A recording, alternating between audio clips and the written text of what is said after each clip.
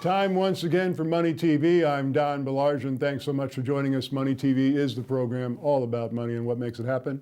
Well, we saw a contraction in the U.S. economy in the first quarter of 2015. And if that trend continues when second quarter numbers are released in a couple of weeks, we're going to have entered the dictionary definition of a recession, which is 6 months of economic decline. Now, that was bad news for the mainstream media because it interrupted their cheerleading efforts for the current administration. The 0.7% economic contraction in Q1 was blamed on the bad winter on the East Coast and shipping port issues on the West Coast. The only problem with that line of analysis is the fact that this is the third time this has happened since the so-called recovery began in 2009. The U.S. economy is having trouble gaining any sustainable momentum. Now, additionally, in a survey this week by Business Roundtable, their CEO Outlook Index was down for second quarter and expectations for investment, sales, and employment all declined. Now, in October 2009, the unemployment rate hit 10%. That number is now 5.5%. That sounds really good, and the media is quick to tell us how good that does indeed sound. But the official unemployment rate from the Bureau of Labor Statistics is really a big lie, especially according to an article published by Gallup.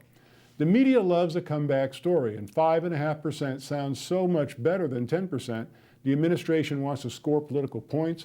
Business wants consumers to have confidence. But that 5.5% number does not take into account anyone who is unemployed and has basically given up looking for work. That person is just as unemployed as the next one, but if they're no longer actively seeking work, the Department of Labor does not factor them into the official number. The same goes for people who are only able to find part-time work but really want full-time jobs. This is known as underemployed. A person can be out of work, but if they perform a minimum of 1 hour work in a given week and are paid at least $20, well, the government counts that person as being employed. The media or the White House doesn't mention this. Now, having a good job is a measure of self-esteem. It's part of a person's identity.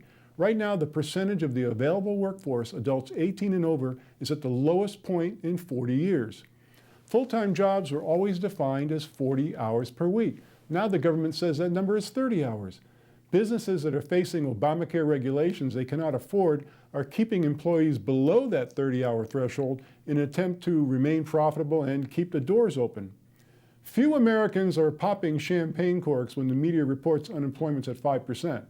The news sounds good, but the feeling is very different. Now, here's something that's never different. It's been the same for nearly 20 years. Our toll-free number, good from anywhere in the world you're watching the program, 888-259-4449. That's the number to call to get free information about our featured guests. When you do call, be sure and ask to be added to the subscription list of our Money TV newsletter. It is free as well. Toll-free from anywhere in the world, 888-259-4449. On your mobile phone, just text Money TV to go 800 or 46800. Be sure and visit us at moneytv.net. And please, like us on Facebook and follow us on Twitter.